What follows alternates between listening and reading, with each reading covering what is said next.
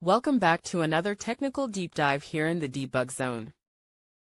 Today, we're tackling a big question and breaking it down with insights from other users.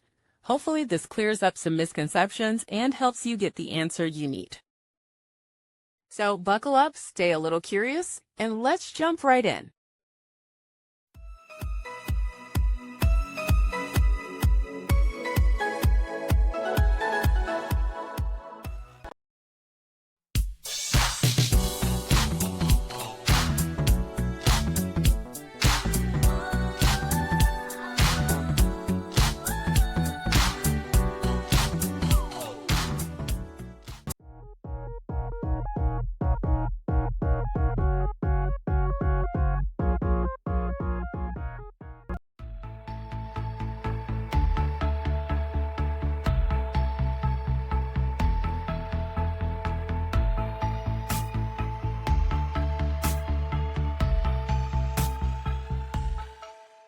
And that's a wrap.